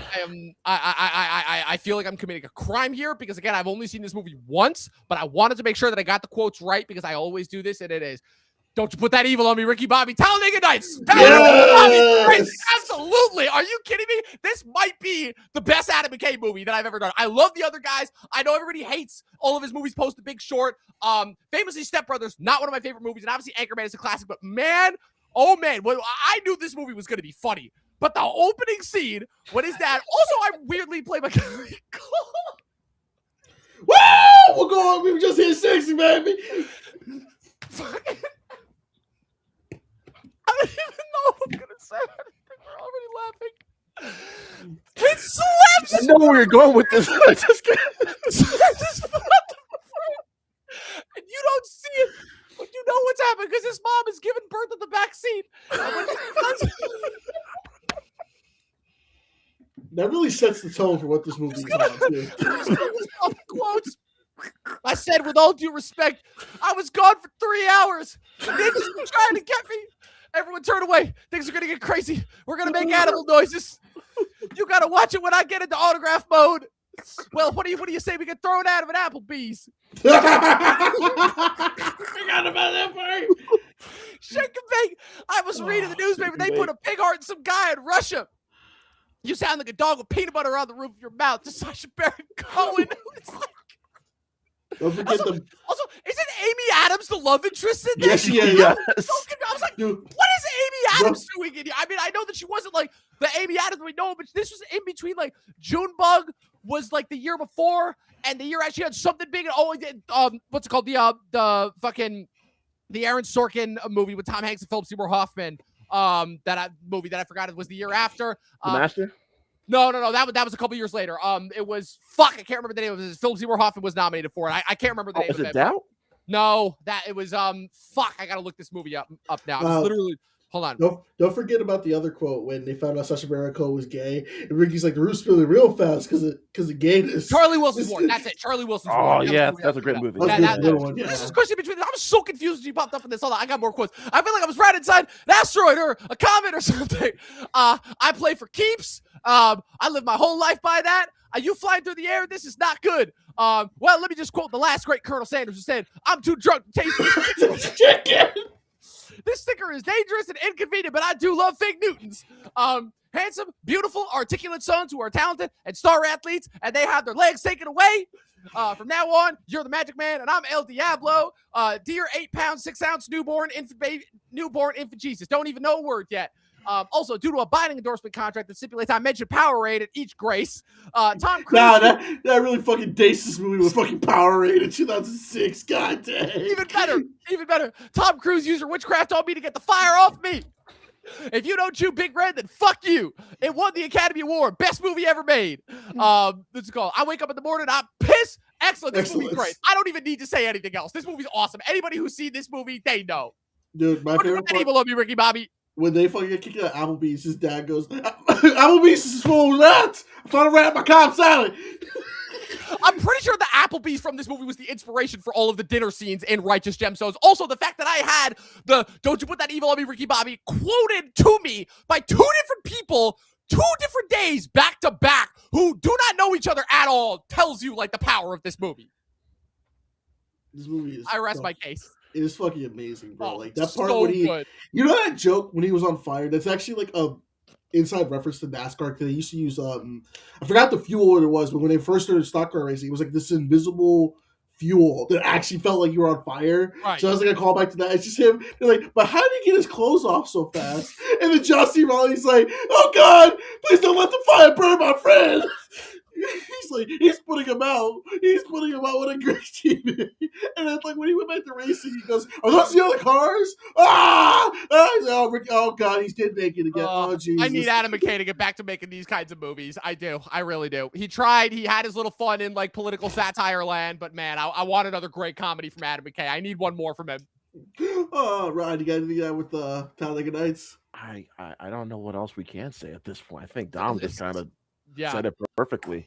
I just want to say, Jesus, we thank you so much for this bountiful harvest of KFC, McDonald's, and the always delicious Taco Bell. Delicious Taco Bell. Goddamn right. Product placement, the movie. I swear, like, when I rewatched this the other day, like, I like Powerade, but I'm like, I've not seen Powerade in the mainstream since that era. And it just shows you, like, how old this fucking mid-2000s, what a time. There are kids that were born this year. Fun fact, this movie is 20 years old this year. Oh, God. Happy 20 years to Talladega Nights. You are only 1 year away from legal drinking age. But my last pick. And we did talk about Coach Carter last week, and I almost had that as a pick. I'm gonna go with Like Mike. Nice. Like Mike is like one of my all-time favorite basketball movies. Like I said, we said last week, it's not good. It's not a good movie. It's not a good movie, no. But also with Jesse Plemons. Man, Jesse Plemons was that's right. Movies. But like it's a classic because it was every kid's dream. You want to be like Mike. And it just works. And you got Bow Wow who's actually crossing people up. Really big shame we didn't get Michael Jordan cameo because he was playing with the Wizards at the time. But we had Jason Kidd, Alonzo Mourning, Steve Francis, Jason Richardson, Allen Iverson, who I feel like Bow Wow was inspired by. Because the part when he crossed was like, how do you do that? And we got Morris Chestnut playing in other sports because what the fuck else is he doing? He's playing Chloe Grace Moretz's. He's playing Nicolas Cage's partner who adopts Chloe Grace Moretz in Kick-Ass. Oh, that's right. That's right. Yep. That was Amari Hardwick. No, I'm pretty sure that was Morris Chestnut. Morris Chestnut replaced him in Kick-Ass 2. Oh, okay. That's what I'm thinking of. I was like, Ghost Scout. I know Morris Chestnut was one of them, but that makes sense. It was Amari Hardwick, and then they recast him for the second one. Dude, that soundtrack too is like, we're playing basketball. And like, I have a theory that I think he died when he got those shoes. He got fucking struck by lightning. It's just having, there's no fucking way. That makes sense. That makes a lot of sense for that movie. And it had a dark, it got dark because like Biddleman, played by Chris McGovern, man was burning a picture of Stuart Little's mom's picture of him. Like, what the hell? Because he was trying to find out where the sneakers were because he placed the bet against Calvin. And they also had a Fresh Prince crossover because they had like the Fresh Prince house. I swear they wanted James Avery, but they got Carl Winslow. And then they had it like, hey, whatever happened to Biddleman? No one's seen him after Calvin's last game, so he might have bet he owed. They implied this guy got murdered by the mob in a kids movie. Like, what the hell? But I think what I really like about it too is that the relationship building between Morris Chestnut and Bow Wow is probably one of the strongest in the movie because it really shows like them really accepting each other and Morris Chestnut, adopting him and his boy. It's just a classic 2000s movie. Absolutely. If you haven't seen Mike, please watch Mike, yeah. But yeah, that concludes the draft. So let us go through our picks as my fucking light went off. Oh shit. Okay, hold up. I'm fucking dark. It's not the good way too. Jesus Christ, man. God damn it, Mac. So Rod, Oh my God. Rod, your picks. You had Miracle for your hockey movie, Challengers for tennis, Ford v Ferrari as racing, Dodgeball for dodgeball, 42 for baseball, and then Remember the Titans for football. Dom, you had Warrior for MMA, Major League for baseball, Longest Yard for football, He Got Game for basketball, though Wrestler for wrestling, and Italian Nights for racing. I had Cinderella Man for boxing, Goon for hockey, Angels in the Outfit for baseball, Gran Turismo as racing, Like Mike as basketball, and Waterboy as football. I love that outside of baseball, basketball, and football, the big three, we all had a racing pick. I know, right? I think that. I'm surprised no one had F1. Nah. Yeah, it's too recent, and it's not as good as these other ones. I mean, I liked it a lot for sure, but like it's not as good as all those other ones. And like I said, if I had seen Rush would have been my choice. Rush is pretty good. I've heard great things about it, and I love all the clips that I've seen of it. And my brother loves that movie. But dude, we missed a lot of it. Like you mentioned, Blue Chips is one. Hoosiers. Yep. I'll give a shout out to Rudy. Yeah, I almost chose Rudy. I'm shocked nobody picked Rudy. I think. I just want to give a shout out to a tiny little baseball movie that came out last year. That is my buddy Mike Alvarez's one of his favorite movies of last year called Ethos, which I've heard is very, very good. Also Sam Raimi's For Love of the Game, another underrated baseball movie. Also, none of us picked the Mighty Ducks. None of us. I didn't grow up with Mighty Ducks. Okay, that's why it's a little bit earlier. Also, the criminally underrated 7 Days in Hell, starring Andy Samberg and Kit Harington on HBO. I almost put Tour de Pharmacy. Also, nobody picked Bad News Bears either. Yeah, All right. That's like it depends because I like the original and the Billy Bob Thornton one, but I just didn't like. It's not with me with that one. White Men Can't Jump. I had that on my list. It was on my board here, but I could have chose that one. Also, what about we also forgot what was the shit I didn't get a chance to watch Cool Runnings. That's the only reason why that wasn't on there. Dude, Cool Runnings is a classic, man. Fuck yeah. I almost had Race for the Olympics, the Jesse Owens movie. That's a good one. Shout out to a smaller one. I think this is the only movie that I've ever seen made about swimming. Pride with Terrence Howard and Bernie Mac. Yeah. Movie, but it is literally the only movie that I've ever seen that is about my sport growing up, which was swimming, obviously. Watch The Novice. It is amazing. It came out. Is that also about swimming? Yes, Isabel Furman came out in the 2021. I do like Isabel Furman. Yeah, the girl who's my age and yet always plays like 10 years younger. Yep, she plays. She's the orphan girl. Yep, orphan girl. Fantastic. And also was in got her head bashed in the first Hunger Games movie. Yeah. Oh, that's right. Dude, also give a shout out to The Greatest Game Ever Played with Shia LaBeouf, the golf movie. That was actually underrated. Heard good things about that. And then Invincible. That's actually one of the first sports biopics movie with Mark Wahlberg. Yeah, a couple ones from my short list. Also, I didn't go with The Fighter. Obviously, Hustle was a backup basketball player choice. Yep. Was a backup basketball one for me. I could have gone with Raging Bull, but I feel like The Wrestler filled out that slot. In terms of just a super, super depressing sports movie that isn't really about the sport, it's about the guy. The Natural with Robert Redford, Field of Dreams. What else? So that's what we didn't have The Sandlot. Yeah, none of us went with The Sandlot. Wait, real quick, what are your guys' thoughts on Foxcatcher?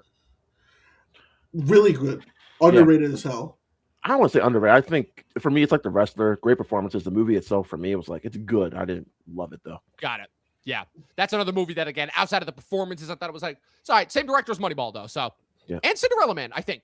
Makes sense. Yeah. But, Ben Miller did Cinderella Man. I think we are going to wrap it up, guys. I did want to shout out to what's up? We Are Marshall. Yes. Yeah, Anthony Mackie was in that movie too. Yep. That story is pretty it's actually inspiring too. It's depressing and inspiring. Yep. Yeah. Guys, is this our first draft that we did that went under 2 hours? Yes, our first Wow. stream ever. Look at Yeah, that. first stream. Yep.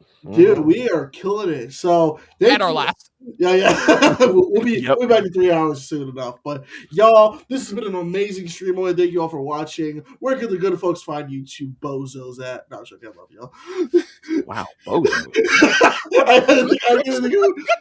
You see how he treats us, Rod? Like, come on. You people are my fucking underlings. I run this shit. What do you mean, you people? Yo, y'all You chill. are one of those people. Yo, y'all gotta chill with us. Y'all gotta chill. Harrison Ford wouldn't like that very much. I gotta play some baseball. For the game and love of baseball. Like a bag of peanuts and popcorn on a Saturday afternoon. Jack, you just gotta get out on that field and hit that ball and forget everybody else. Oh man. For the love of the game. I want someone who has the guts and not to fight back. Gotta have moxie, kid. It's actually kind of funny, like how bad Max Harrison Ford impression is compared to how good Rod's is. Like I'm on the polar opposite ends of the spectrum of Harrison Ford impression. Fuck you, Don. Where can these people find you at? At Movie Nerd Reviews across all platforms. At Official Talking TV Podcast across all platforms. What's it called? I'm going live with my next recap of Talking Lost tomorrow morning, and you can also look forward to my Paul Thomas Anderson recap series that I'm doing with Luke of the Franchise Addicts. We just put up Hard 8 this past Friday, and we'll be doing Inherent Vice this coming week. Awesome. Rod, where can the good folks find you at? You can find me at my personal film page, the Cinema Gallery, but I'm more active on our podcast, the Infinity Film Podcast. We just put out an episode today talking about the best films of 2016. Looking through our list again, and next week Ben and I are ranking our 30 favorite comic book films of all time. Nice. So that'll be very fun to do. All right, and you can find me at Mac Movie Reviews on YouTube, Instagram, and TikTok, wherever you get you guys at. Also, one half of the M&K Productions podcast. Until next time, we've been the boys. I want to see y'all next stream. Peace. Yeet. Baseball.